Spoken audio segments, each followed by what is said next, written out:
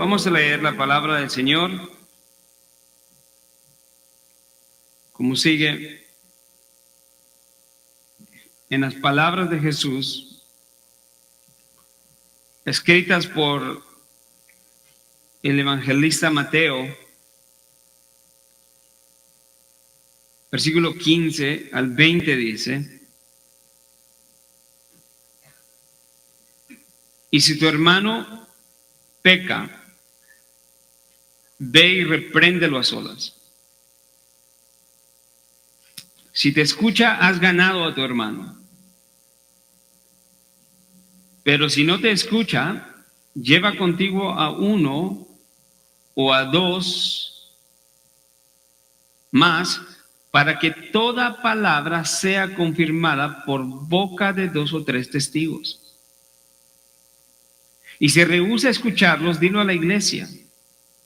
Y si también rehúsa escuchar a la iglesia, sea para ti como el gentil y el recaudador de impuestos.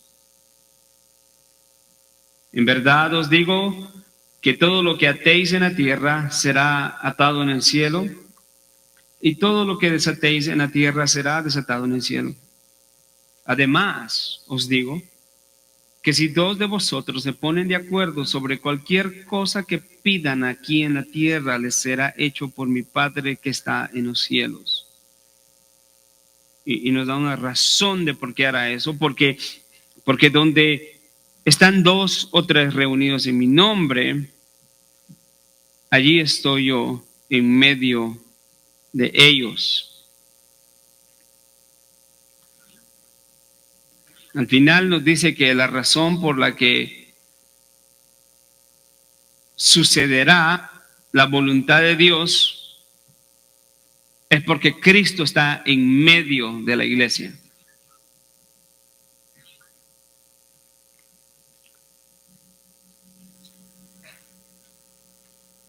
Dice Alexander Strauch, a manera de introducción, en su libro Si os mordéis y os coméis, principios bíblicos para resolver conflictos, que la iglesia conoce bien, dice él: en el momento que Adán y Eva pecaron, se perdió la paz y la unidad desapareció.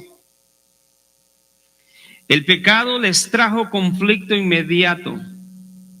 Adán acusando a Eva y ella acusando a la serpiente por sus comportamientos pecaminosos. El pecado de ellos comenzó la guerra entre los sexos. La desunión en vez de la unión vino a caracterizar a la raza humana. La vida en este mundo pasó de ser a un campo de batalla. El conflicto entre los seres humanos es una de las mayores consecuencias de la entrada del pecado al mundo. Por el pecado, todas las relaciones humanas son difíciles y conflictivas. Podemos constatar la implacable plaga del conflicto humano a través de las interminables guerras y las contiendas de toda la historia humana, y desgraciadamente a través de la historia de la iglesia también, dice él.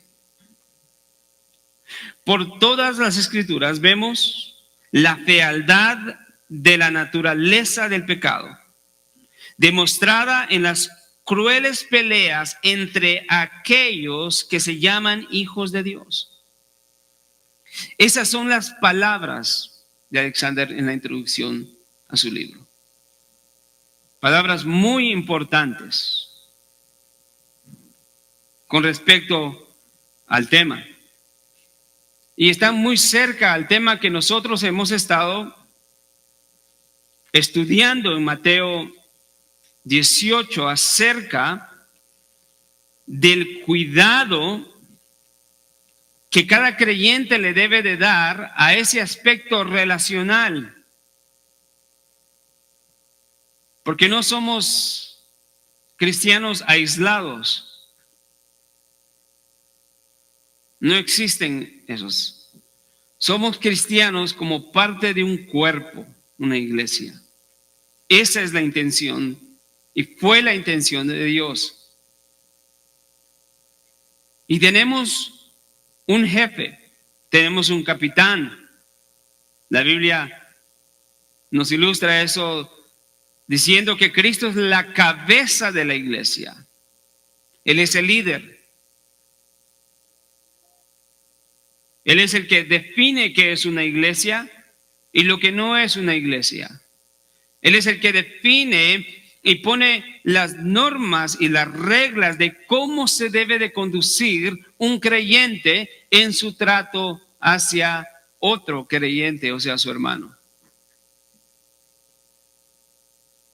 Hemos visto que Jesús tenía un profundo cuidado y preocupación por el trato aún hacia los incrédulos que quizás lo estaban acosando. Pero lo que importa para Jesús primordialmente es la proclamación del evangelio, y por eso es que Él enseña a sus discípulos a que tengan cuidado en su manera de hablar, en su manera de tratar a los demás, aun cuando no son cristianos. Porque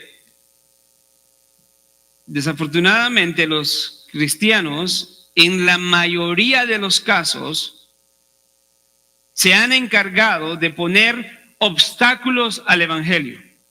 Desafortunadamente, y es muy triste. Y entiendo que una gran mayoría de esos son cristianos nominales, o sea, cristianos de nombre. Y una persona lo ve y dice, bueno, dice ser cristiano y ve cómo actúa. Entiendo que hay mucho de eso, ¿no?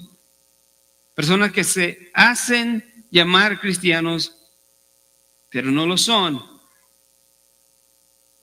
Pero también esta acusación o esta queja puede ir a verdaderos cristianos que han descuidado ese aspecto tan importante como Jesús nos ha enseñado acerca del trato hacia los pequeños, o sea, los creyentes. Él nos ha dicho que entre los creyentes no debe de haber orgullo, sino humildad, mansedumbre y un servicio sacrificial, sincero. Los creyentes de todos deben pelear continuamente contra su pecado para no fallar en esas áreas. Continuamente, porque Jesús dijo que el que haga tropezar a uno de estos pequeños o a un creyente, ¿qué le es mejor? Que le aten una soga al cuello, una piedra de molino, lo lleven en una barca y lo tiren en lo profundo de la mar. En esa ilustración que Jesús está dando para dar a entender que es mejor morir una muerte tan cruel que ser expuesto al juicio de Dios en el día final. Él enseña eso, la importancia entre el hacer pecar a un hermano es menospreciarlo, porque entonces no le estamos dando el valor que Cristo le da, porque Cristo dijo que lo que hacemos a uno de los pequeños, eso es increíble. Pero no lo debemos de dejar solamente como increíble, sino debemos de creerlo porque está en la Escritura. Debemos de creerlo.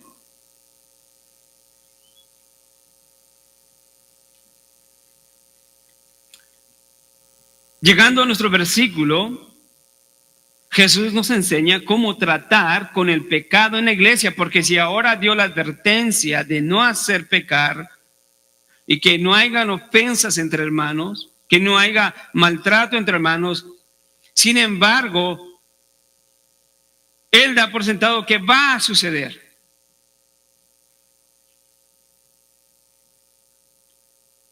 Y el versículo 15 nos habla, versículo 15 al 20 nos habla acerca del proceso de cómo tratar con el pecado en la iglesia cuando sucede. No solamente el pecado que es por el maltrato y el descuido y el menosprecio de los hermanos, sino también toda clase de pecado dentro de la iglesia. El versículo 15 al 20 nos habla de la manera en que la iglesia debe de tratar con el pecado, que no es otra cosa sino aplicar la disciplina dentro de la iglesia.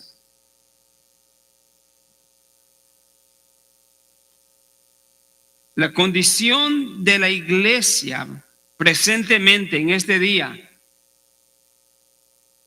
en su gran mayoría, es una iglesia que está sufriendo. Una iglesia que no está gozando, que no está en victoria. ¿En qué sentido? En que por causa del pecado, con el cual no se trata dentro de la iglesia, ha reinado, se toma por menos, empezando a que no hablan del pecado, ni mucho menos tienen el deseo y el vigor para corregirlo. Y eso ha dado resultado terrible en la iglesia evangélica contemporánea. Porque el pecado, en vez de corregirlo, se ha escondido debajo de la carpeta y no se quieren dolores de cabeza, no quieren que las personas se sientan mal, no quieren que las personas se vayan de la iglesia. Y al hacer eso, no solamente es una receta para el desastre, pero la iglesia que hace eso está fallando a su obligación y a su trabajo como iglesia de Cristo.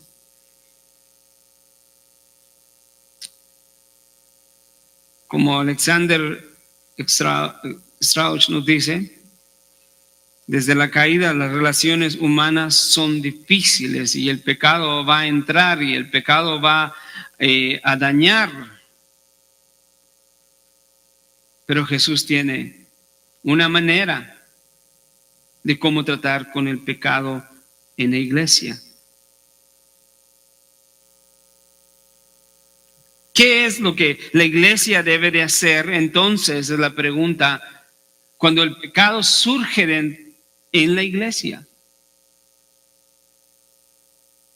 Nuestro texto nos enseña 3 formas en las que la iglesia debe de tratar con el pecado de acuerdo a Jesucristo.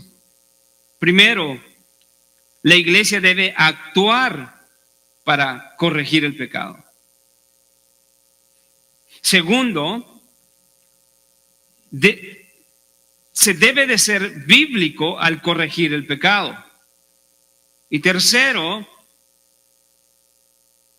la iglesia debe de afirmar y confirmar y orar en la corrección, porque es algo difícil,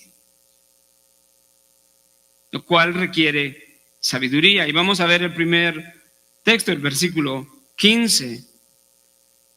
Jesús, después de estar tratando y dando las advertencias a los discípulos acerca de no hacer pecar a los hermanos. Sin embargo, ahora da una condicional, está diciendo por si al caso sucede.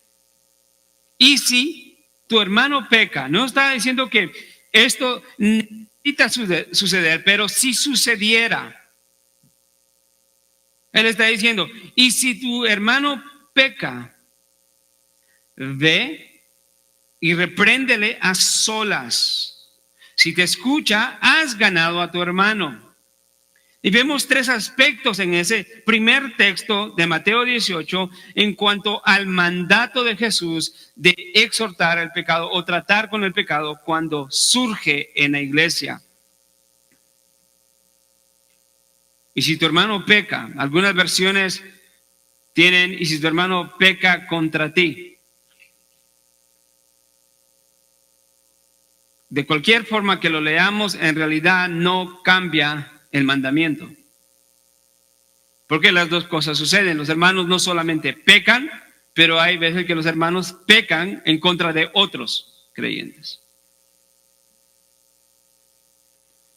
Y lo primero que Jesús da dice, ve, corrige el pecado. Ese es un imperativo, es un mandato, es una orden para los creyentes. El mandato entonces es a corregir el pecado cuando sale y surge en la iglesia, cuando algún hermano peca.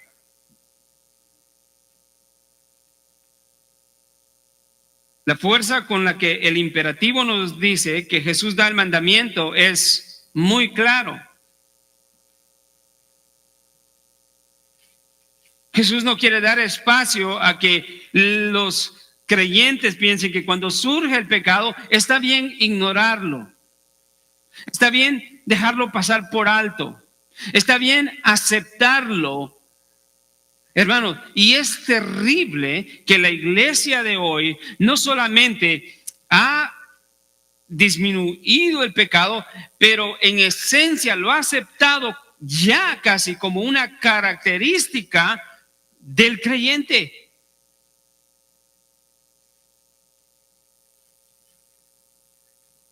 Por ahí se dice, mira, ¿te recuerdas de fulano que iba a la iglesia tal y tal y tal? Sí, pues fíjate que cayó en este pecado. Oh, yo ya sabía. Todos son así.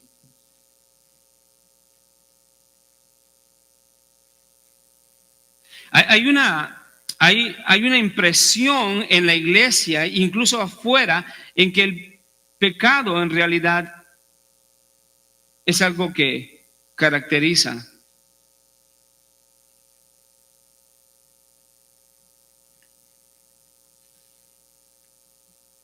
Pero no debe de ser así. Es terriblemente cuando aún personas con muy buena intención aceptan a líderes que están viviendo en pecado. Definitivamente. Y equiparan púlpito, Biblia, corbata y dicen, pecado, es humano. Y eso va creciendo como una bola de nieve, ¿no? ¿Por qué? Porque no se trata con el pecado. Pero el mandamiento de Jesús es urgente y dice, ve. No lo escondas debajo de la carpeta, no lo ignores, no lo hagas de menos. Porque el pecado de un creyente no es su pecado solamente. Si es parte del cuerpo, es un pecado que está afectando la iglesia. Y por eso para Jesús es importante. Afecta no solamente la armonía dentro de la iglesia, pero afecta el testimonio del evangelio.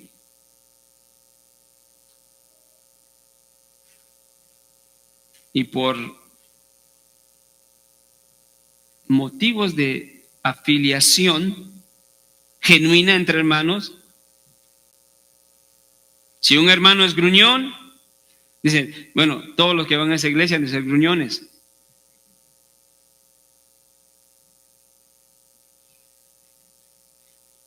Y si un hermano está practicando el pecado, deliberadamente puede dar la impresión a las personas, bueno, porque tienen ya esa predisposición de decir, bueno, todos ahí son así.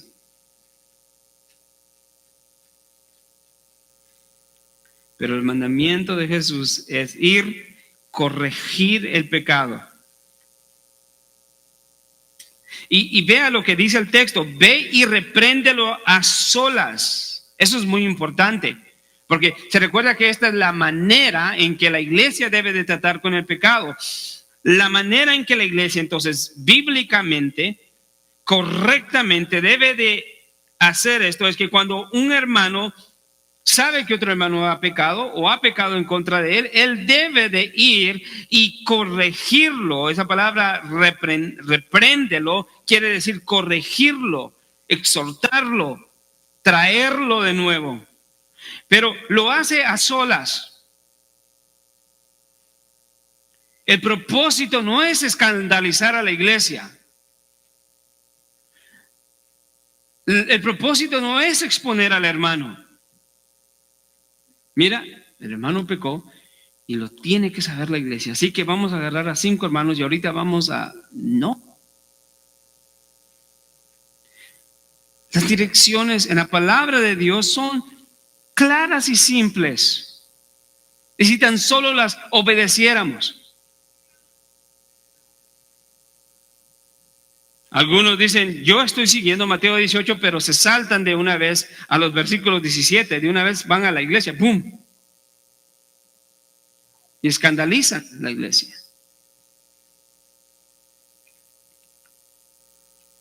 Jesús quiere que entendamos, amados hermanos, que la corrección dentro de la iglesia no solamente debe de ser algo que la iglesia practica y actúa para corregir rápidamente, sino que cuando lo hace a solas para no escandalizar a la comunidad y para cuidar el corazón del que se está corrigiendo, porque no se le está corrigiendo para destruirlo. ¿Se le está corrigiendo para qué? Para restaurarlo. Y eso es lo que nos dice el final de este texto, porque ese es el propósito. El propósito no es exponerlo, el propósito no es destruirlo, el propósito no es sacarlo de la iglesia, el propósito es ganarlo. El propósito de la corrección, entonces, cuando surge el pecado, es la restauración, es reconciliarlo. Y creo que una vez más se nos hace importante recordar de que la iglesia no ha recibido el ministerio de la condenación, sino el ministerio de la reconciliación, como Pablo dice en 2 Corintios. Ese debe de ser el objetivo de nosotros.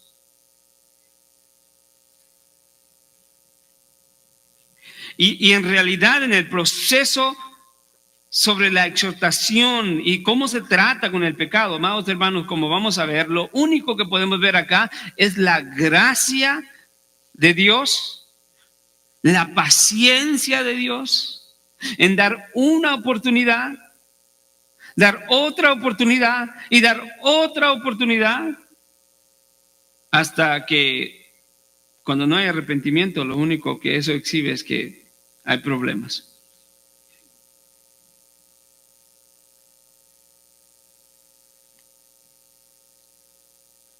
Debemos, amados hermanos, entender que el contexto nos dice en cuanto a, y si tu hermano peca, probablemente tiene que ver con pecar en contra de otro hermano, pero no lo limita a eso. Y debemos de entender que toda iglesia solamente es iglesia cuando practica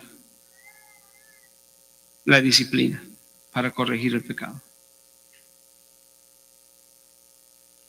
Hay iglesias que han descuidado eso y que la palabra disciplina tiene otra connotación.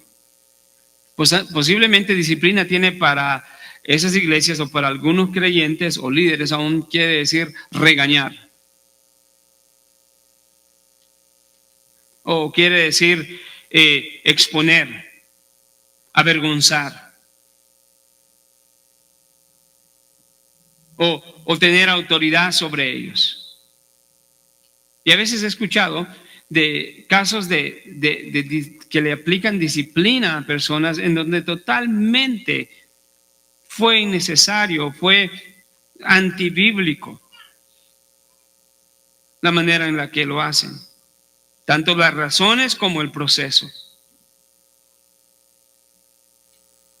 Lo hermoso de lo que nos está enseñando Jesús en el versículo 15 es de que no solamente enfáticamente y fuertemente dice que hay que tratar el pecado, hay que corregirlo, pero que hay que contenerlo a solas.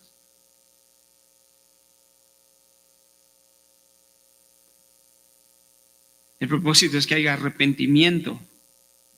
Y creo que tiene que ver mucho también la sabiduría y la forma en la que el hermano se acerca al otro hermano.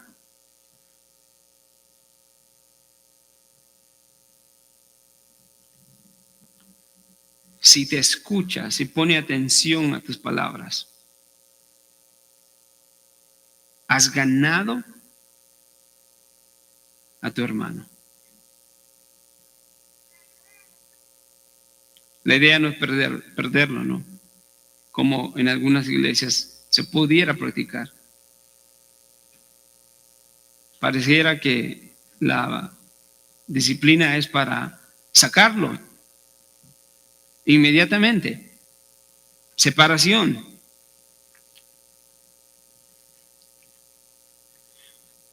Como iglesia,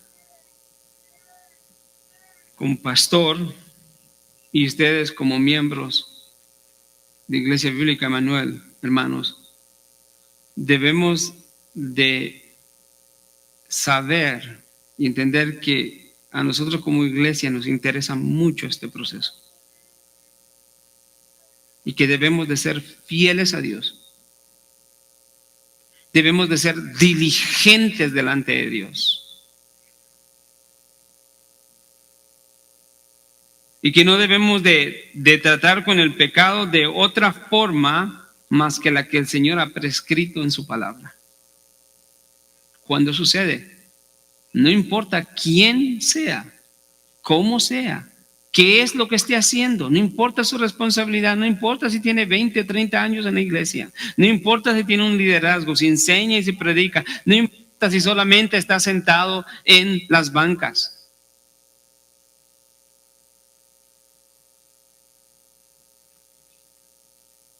Una iglesia que no aplica la disciplina es una iglesia infiel. Infiel.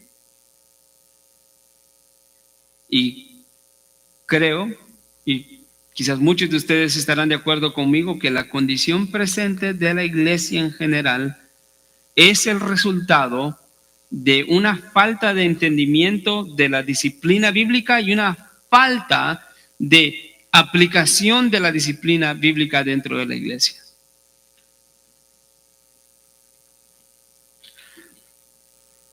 Quiero nada más hacer esta anotación en paréntesis. La disciplina bíblica implícitamente nos habla de la membresía de la iglesia. No explícitamente, pero implícitamente está ahí, porque podemos entender que a nadie se le puede corregir con amor y con la palabra, con la instrucción, con paciencia para ganarlo, si es una persona que no pertenece a la iglesia local. Los hermanos pueden cometer un error, juzgar algo que no es correcto de una persona que no conoce muy bien. Para poder corregirlo, es una persona que es parte de la iglesia local, que se ha unido al cuerpo no solamente para crecer, para ser discipulado, para servir, pero para ser corregido y exhortado, y en el momento dado, si Dios le da la capacidad, también el de exhortar a otros. Esa es la manera en la que trabaja. Entonces, se requiere la membresía en la iglesia, ser miembro, tener un compromiso, tener una disposición de someterse a los hombres de Dios que Dios ha puesto en una iglesia para que ellos sean dirigidos y para que sean corregidos, instruidos.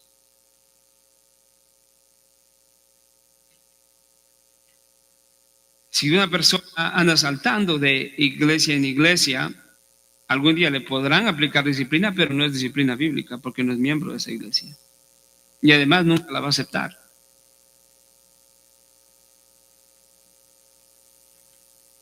Entonces, implícitamente nos habla la disciplina de la membresía.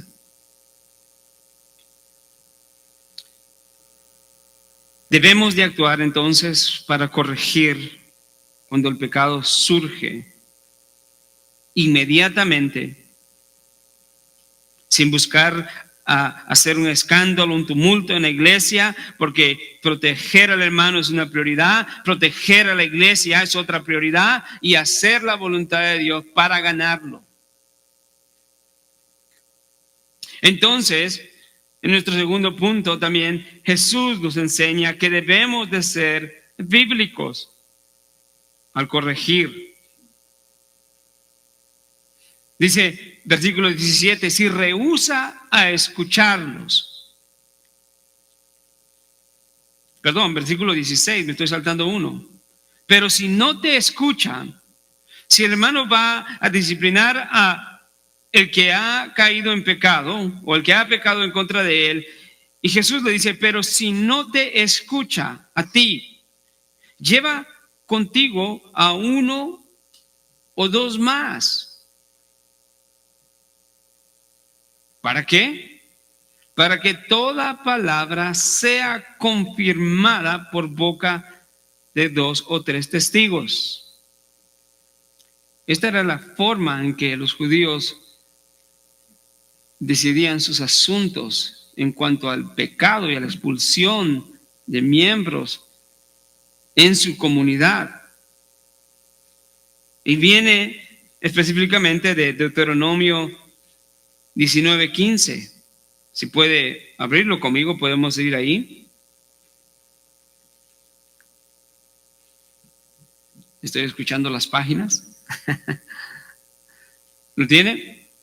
Deuteronomio 19:15 dice, de donde da prescripciones explícitas en cuanto a esto, y dice, no se levantará un solo testigo contra un hombre por cualquier iniquidad o por cualquier pecado que haya cometido.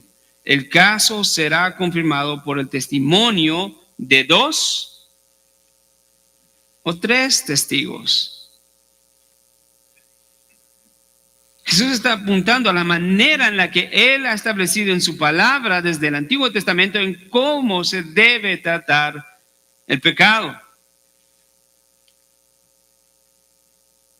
Y está recordando aquí a los discípulos esa verdad. Pero no es el único lugar donde habla de esto. Juan 8:17, Jesús dice a los judíos, aún en vuestra ley está escrito que el testimonio de dos hombres es verdadero, no uno. En cuanto se está acusando de pecado a otro. Pablo creía en esto y practicaba esto en 2 Corintios 13:1. Dice, esta es la tercera vez que voy a vosotros, por el testimonio de dos o tres testigos se juzgará todo asunto.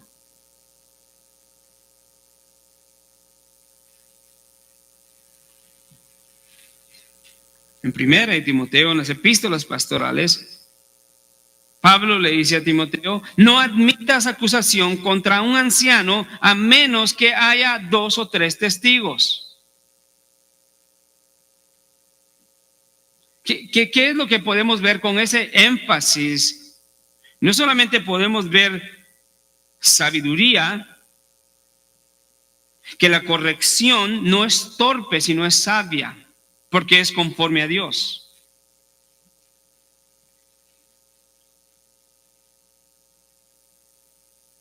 No es torpe, sino sabia.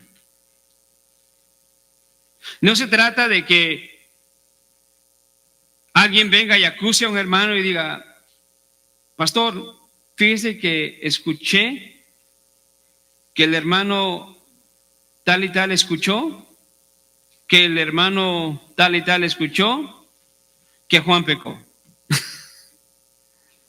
Hermano, y a veces cosas tan ridículas como esas suceden para aceptar acusación en contra del hermano, y eso no es sabio. O por ahí habrá otra persona que dice, pastor, tiene que hacer algo. ¿Por qué? La hermana se me quedó viendo con esta cara y con estos ojos, y yo sé que estaba pensando de mí A, B, C, D, F, G. Es una manera muy subjetiva para tratar con un pecado que quizás no existe. Hermano, sucede. Y eso, aunque nos cause risa, es una receta para desastre y para lastimar personas. Pero no debe de ser así. No admitas acusación contra un anciano a menos que hayan 2 testigos. ¿Se imagina el desorden que habría si cualquier palabra de cualquiera se toma como verdad? Y muchas veces lo es. El asunto no es negar lo que es pecado, sino el asunto es tener sabiduría en medio de la corrección. Porque Proverbios nos dice que en la multitud de consejeros que está la sabiduría. La corrección entonces debe de ser bíblicamente por 2 o 3.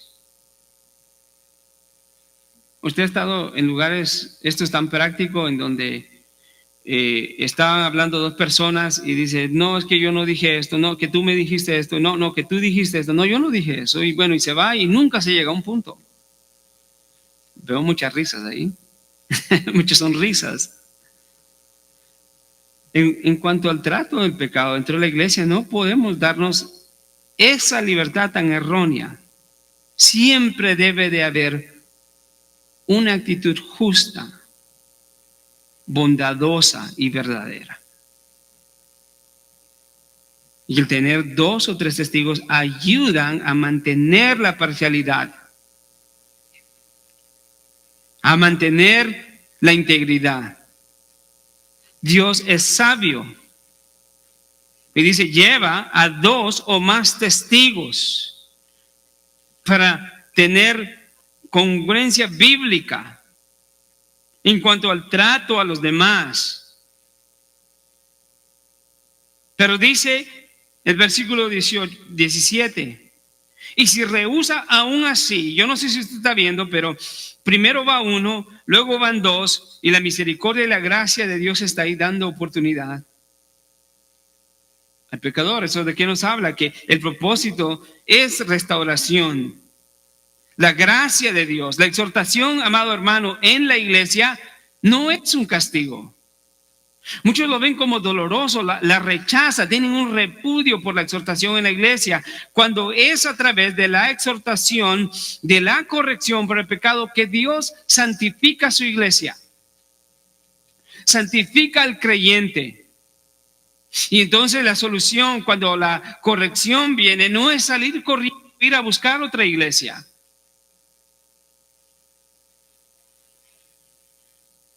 A contar lo mucho que me abusaron en la otra. No. Lo bíblico es someterse como Efesios 5:20 nos dice: someteos los unos a los otros. Pero eso solo puede ser logrado cuando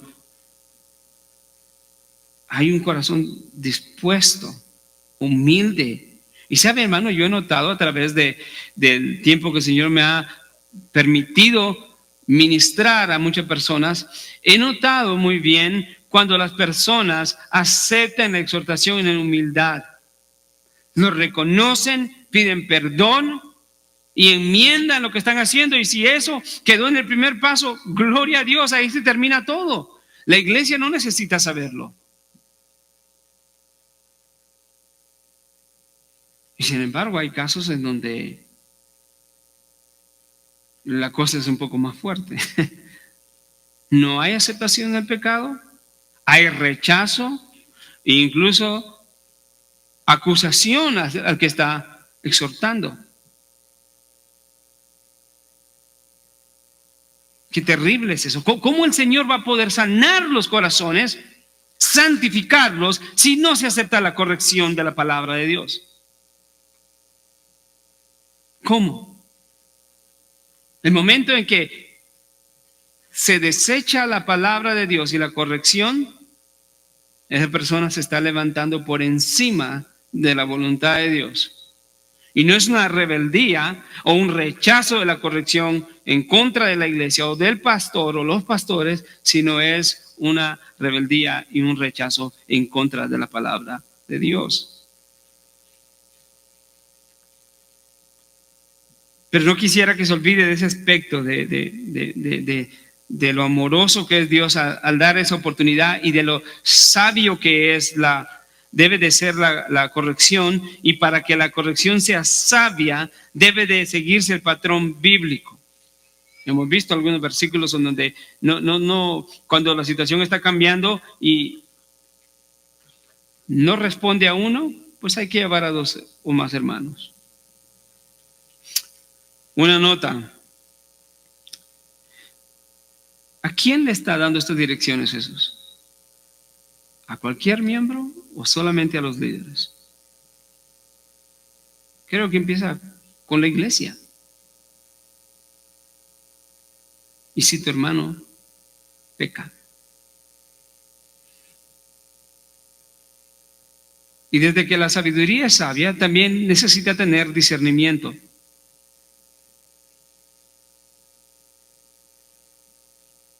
Porque quizá haya casos, ¿no?, donde hermanos quieren corregir lo que ni siquiera ellos entienden.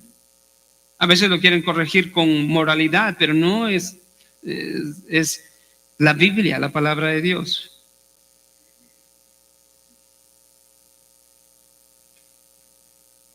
Entonces resultan regañando, pero no corrigiendo bíblicamente, aconsejando bíblicamente, instruyendo bíblicamente, dirigiendo bíblicamente a través de la palabra de Dios y sus principios eternos.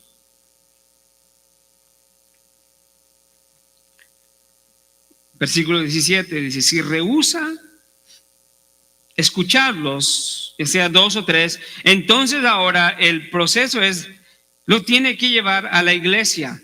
Ahora, aquí creo que se refiere a la iglesia en este sentido.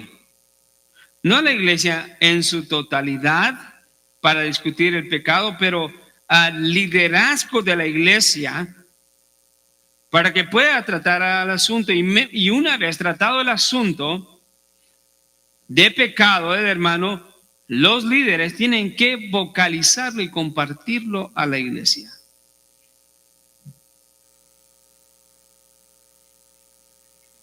Si se ha dado cuenta, hay una progresión, hay una escalación en cuanto a la disciplina, pero a través de esa escalación de disciplina vemos la gracia y el amor de Dios dando oportunidad para que haya restauración. Versículo 17 dice: si rehúsa escucharlos, díganlo a la iglesia. Y si también rehúsa ahora escuchar a la iglesia, sea para ti como un gentil y el recaudador de impuestos. ¿Qué quiere decir eso? ¿Qué era un gentil? El gentil es un pagano, un incrédulo, un pecador, alguien que no es de la comunidad. Nos está hablando de excomunicación, alguien que no pertenece.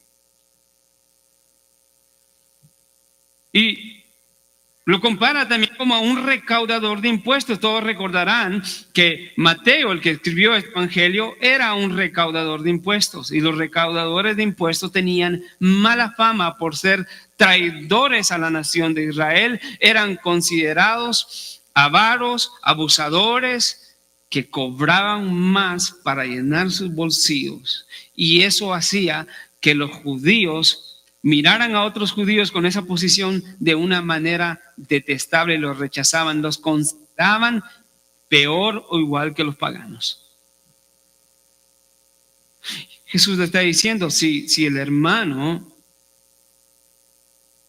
rehúsa a ti, lleva dos, si rehúsa a los dos, hazlo saber a la iglesia. Si rehúsa escuchar a la iglesia, le dice, sea para ti como. No estoy diciendo que es como gentil o que es recaudador de impuestos, o no está diciendo en otra palabra, si lo pudiéramos poner para nuestro contexto, tenlo como pecador, como incrédulo. Pero interesante, vea conmigo el texto que dice Jesús, sea para ti como. No está diciendo que es,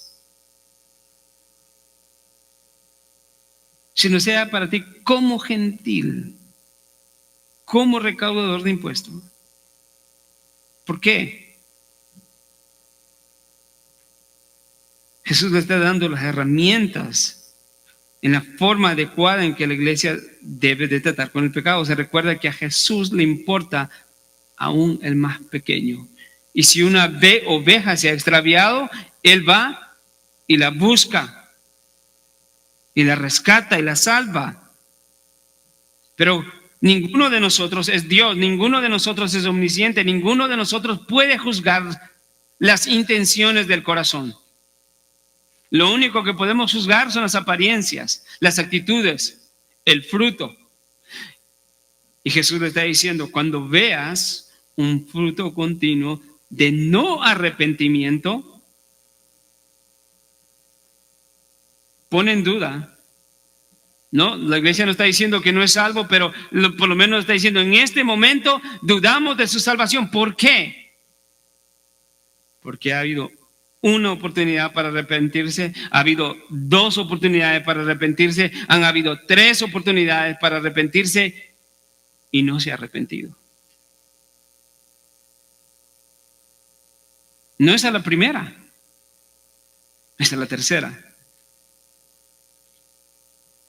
En parte, amados hermanos, esto es una herramienta preciosa que Dios le ha dejado a la iglesia, no solamente para corregir el pecado, pero también para verificar la profesión de fe de muchos.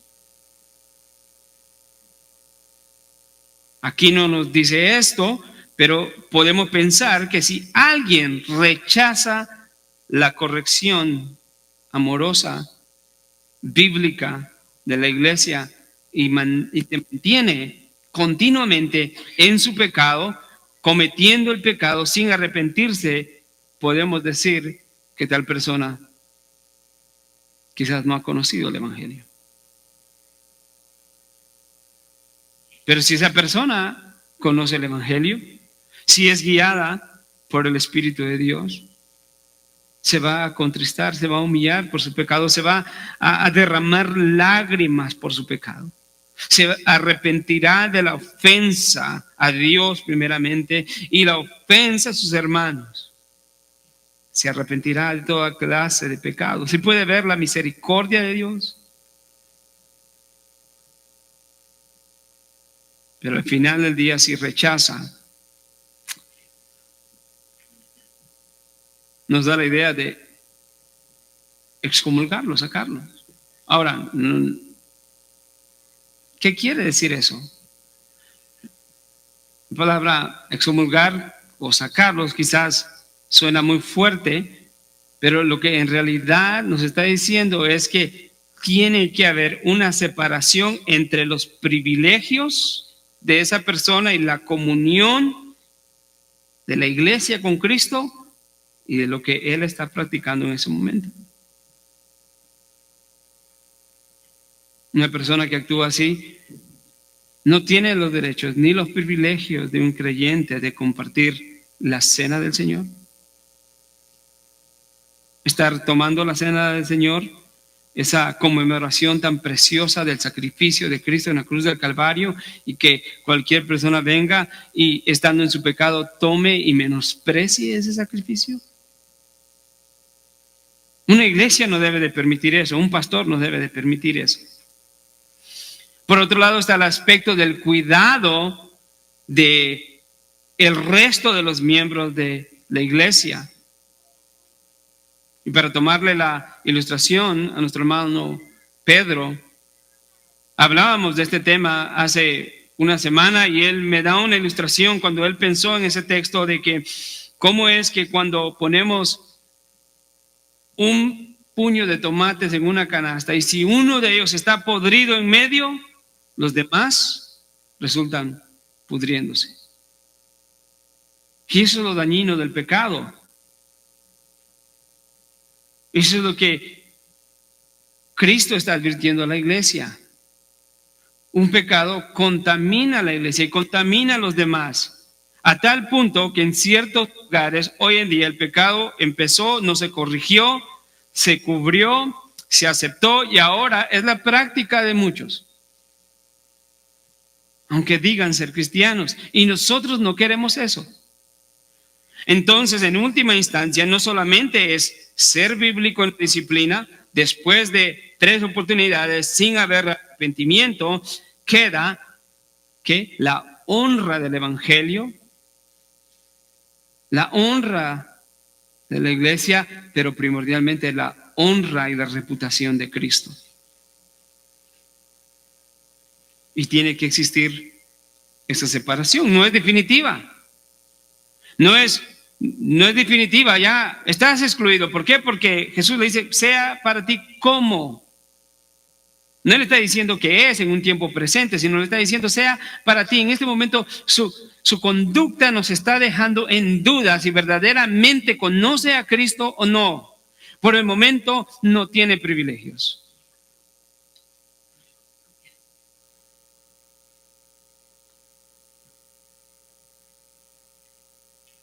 Cristo ama a la iglesia.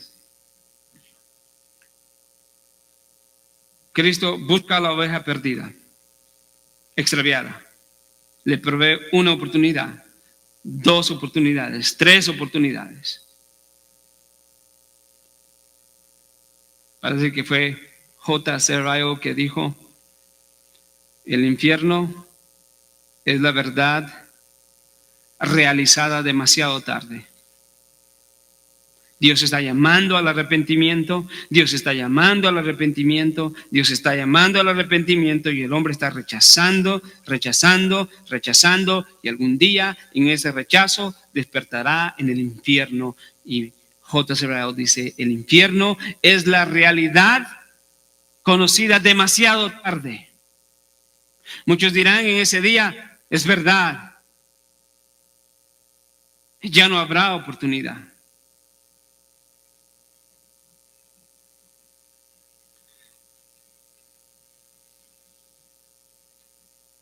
La disciplina es protección para la iglesia. Y de hecho, la falta de disciplina ha destruido a muchas iglesias. Y una característica de una iglesia débil o una iglesia falsa es que no hay disciplina bíblica. Enfoco al último punto. En la disciplina, la iglesia tiene que afirmar, escuche, y confirmar, orar en ese proceso de la corrección. Y lo vemos acá, en primer lugar, En el versículo 18 Jesús dice: en verdad os digo que todo lo que atéis en la tierra será atado en el cielo, y todo lo que desatéis en la tierra será desatado en el cielo. Ya hablamos de esto en Mateo 16, cuando hablamos de la autoridad que Cristo le da a la iglesia. Entonces en el versículo 18 está repitiendo las mismas palabras: todo lo que atéis y todo lo que desatéis será en el cielo. En otra manera de decir atéis o desatéis es todo lo que la iglesia afirme, y lo que la iglesia no afirme ya ha sido aprobado en el reino de los cielos. Esta era una fórmula rabínica para declarar la autoridad que ellos tenían para atar y desatar todo lo que ellos creían que era la voluntad de Dios en cuanto a la conducta y los asuntos de la vida. Esto no tiene nada que ver con atar espíritus como algunos piensan, o desatar espíritus. El contexto de atar y desatar aquí tiene que ver con la autoridad que Cristo le ha dado a la iglesia para afirmar o no afirmar lo que la iglesia dice acerca del pecado. Imagínense. Le ha dado Cristo a la iglesia el poder para que a través de su palabra, a través de la dirección de su Espíritu Santo, a través de la sabiduría entre hermanos, ellos puedan juzgar con discernimiento y decir: esto es pecado. Afirmamos que esto es pecado, y afirmamos que esta es la disciplina, afirmamos que esta es la restauración. Y cada vez que eso sucede, Cristo le está diciendo a la iglesia: en verdad os digo que todo lo que afirmen en la tierra será afirmado en el cielo, y todo lo que no afirmen en la tierra como iglesia no será afirmado en el cielo. Y aquí hay algo increíble que quiero explicarle. La palabra será atado es un verbo. Es un verbo en gramática, un verbo pasivo, perfecto, participio. ¿Qué quiere decir eso? Esa sopa de cosas que dije ahorita. Es importante. Lo que quiere decir eso, hermanos, es: este verbo nos habla de una acción que ya fue completada en el pasado, y que el sujeto de la oración, aquí siendo implícitamente la iglesia, no es la que afirma o no afirma las cosas, sino básicamente lo que está diciendo es que todo lo que la iglesia afirma o no afirma en cuanto al pecado ya ha sido afirmado o no afirmado en el trono de Dios, en el reino de los cielos. Lo único que nosotros somos es obedientes en nuestra labor en cuanto a la disciplina. Eso es. Aunque en nuestra Biblia aparece como el verbo en pasado, será atado, o algo así, o como una probabilidad, será, perdón, más bien no un pasado, sino un subjuntivo, una probabilidad. En realidad, ese verbo será atado es una acción que ha sucedido en el pasado y que Dios mismo ha hecho. Básicamente, la iglesia solo afirma entonces lo que Dios ya afirmó en el reino de los cielos. Y eso también nos habla de la fidelidad de la iglesia en llamarle pecado a lo que es pecado y corregir el pecado conforme la Biblia nos enseña que se debe corregir el pecado, en sabiduría, en amor. Wow.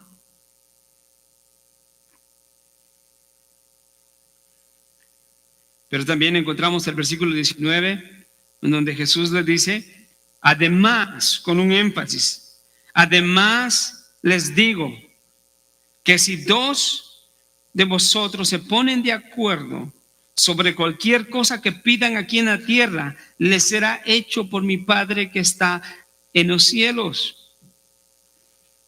Algunos han entendido que este versículo lo que es una promesa de que Cristo nos va a dar todo lo que nosotros queramos, todos nuestros caprichos.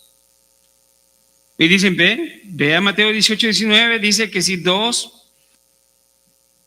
se ponen de acuerdo sobre cualquier cosa, les será hecho por mi Padre que está en los cielos. Hermanos, debemos de entender este texto en su contexto. En primer lugar, lo peor que Dios le puede dar al hombre es cumplirle todos sus caprichos, porque pedimos torpemente muchas veces. Como se recordará aquella vez cuando apenas, estoy hablando de hace más de 27 años, cuando era un joven y estaba maravillado por el Evangelio, y me hinco a la semana de haber conocido el Evangelio, y me recuerdo de la forma tan torpe que oré, y llegué a la banca, me hinqué y oré y dije, Señor, mátame si no te sirvo. Qué bueno que el Señor no me escuchó, porque no le serví. Oramos torpemente. Qué bueno que Dios no nos da nuestros caprichos o nuestras peticiones supuestamente sabias, a veces son torpes. Pero ¿qué significa esto entonces? Lo que Jesús le está enseñando a los discípulos es que si dos o más se ponen de acuerdo en cuanto al juicio que van a determinar en la disciplina, el Señor los va a respaldar. Dios los va a respaldar. Proverbios 11:14 dice, donde no hay dirección sabia, caerá el pueblo, pero en la multitud de consejos hay seguridad. Y si nos ponemos a pensar en este texto, versículo 19, si dos o más hermanos se ponen sabiamente con el objetivo de restaurar a un hermano, con el objetivo de ser bíblicos en el ganar a un hermano que ha caído en pecado, Dios dice, Él va a aprobar eso y Él lo va a hacer. Esto nos muestra, amados hermanos, que en la exhortación del pecado en medio de la iglesia se necesita dirección divina. Y un hombre solo no puede pensar absolutamente, obstinadamente, decir, yo sé todo, yo sé cómo he tratado con eso, tengo experiencia y lo voy a hacer, y boom, termina haciendo errores tan grandes. ¿Sabe que a través de la vida, el Señor, no solamente antes de ser creyente, pero ahora específicamente que soy creyente, el Señor me ha ido moldeando poco a poco a no tomar decisiones cuando suceden cosas como estas, y he aprendido a levantar el teléfono o voltear a ver al lado, muchas veces a mi esposa, decirle, que acaba de suceder hace unas 2-3 semanas, estaba un poco frustrado con una persona que no era de la iglesia, ni era creyente, pero había hecho algo y le había hecho un testamento reclamando todo lo que yo pensaba que me había hecho equivocadamente, y de repente le pregunto a mi esposa y le digo, ¿qué piensa de esto? Esto fue lo que sucedió y esto es lo que estoy contestando. Y ella se me quedó viendo y me dice, creo que está exagerando. Uf, me bajó todo. Y resulté no haciendo lo que pensaba hacer. Muchas veces ignoramos eso. Pero dos, cuando se ponen de acuerdo sobre una cosa, hay sabiduría. ¿Correcto? Especialmente si son cristianos y están manejando todo a la luz de la palabra, con justicia, con bondad, con amor, como hijos de luz. Entonces, esto no es una receta, ¿verdad? Una fórmula para decir donde 2 o 3 se ponen de acuerdo sobre cualquier cosa que pidan, aquí en la tierra les será hecho. Quiero decir, si 2 o 3 se ponen de acuerdo para pedir algo, el Señor, si son creyentes y están pidiendo conforme a la voluntad de Dios, sí, el Señor los va a escuchar. Y si es su voluntad. Pero de hecho, aunque haya uno solo pidiendo la voluntad de Dios, Dios lo hará. No quiere decir que porque no hay 2, Dios no va a hacer lo que el creyente está pidiendo si está pidiendo conforme a su voluntad. Y eso nos lleva a versículo 20, en donde dice la palabra que Jesús les dijo, para cerrar, porque donde están 2 o 3 reunidos en mi nombre, allí estoy yo en medio de ellos. Y de igual manera, donde están 2 o 3 reunidos en mi nombre, yo estoy en medio de ellos. ¿Es cierto eso para la oración de cualquier cosa en la vida? Sí es cierto. Pero también es cierto que Dios está en donde un solo justo está pidiendo conforme a su voluntad. ¿Qué significa entonces la conclusión de Jesús acá? Una vez más, está diciendo que en los asuntos y en cuanto al trato de pecado en la iglesia, en donde están 2 o 3 reunidos en su nombre, piense eso. Cristo está ahí. ¿Por qué? Porque cuando tratamos con el pecado, nunca nos debemos olvidar que estamos tratando con el pecado en el nombre de Jesús, tratando de restaurar y de salvar a hermanos que han caído en el pecado. Y si Él enfatiza ahí que si estamos reunidos en el nombre de Él, tenemos que pensar inmediatamente en su carácter, en quién Él es. Y lo que Él ha demostrado en los versículos anteriores de Mateo es que a Él le importa la restauración de sus hijos, le importa la armonía y que no haya pecado entre hermanos.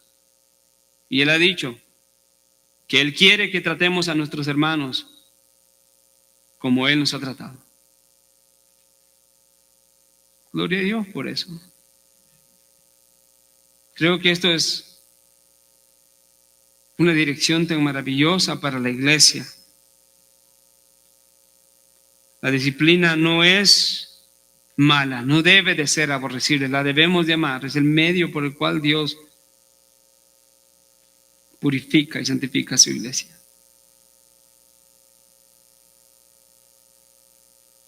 Cierro con eso. Imagínese un padre que tiene 3 hijos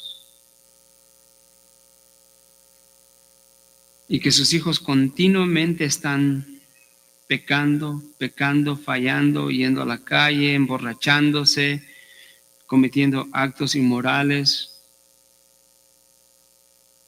Y el padre los ve entrar, salir, sufrir, y el padre queda callado, con las manos cruzadas, tomándose un té, tranquilo, comiendo, mientras que los hijos se dirigen hacia el infierno.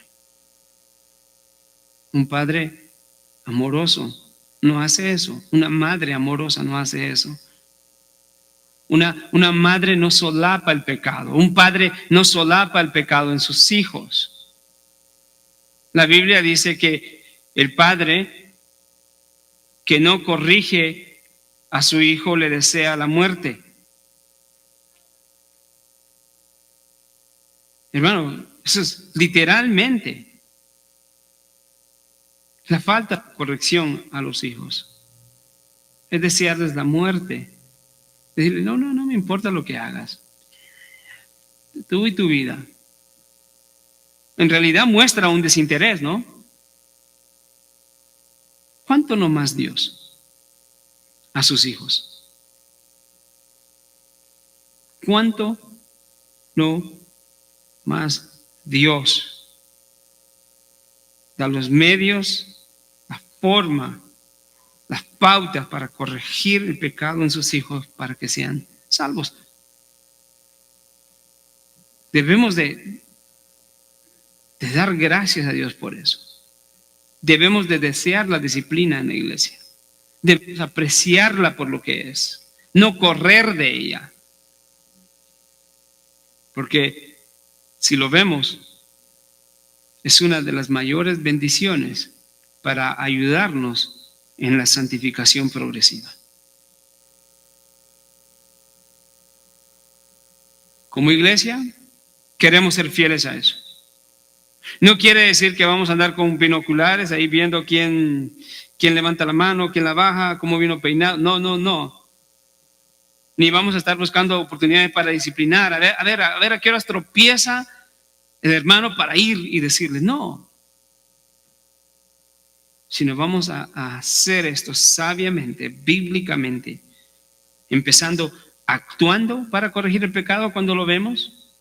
Ser bíblicos en el proceso de corregir el pecado y afirmando y confirmando en oración el proceso de corrección para que Dios sea glorificado y que no sea solamente el hombre en la carne,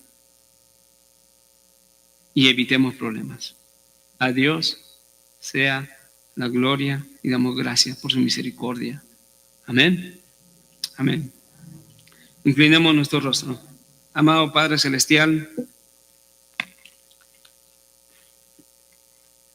te damos gracias, Señor, por hacernos ver y entender en tu preciosa palabra lo importante, Señor, de corregir el pecado en la iglesia. Nos has hablado, Señor, y nos has dado advertencias muy claras en cuanto a no pecar en contra de los hermanos y no hacerlos pecar.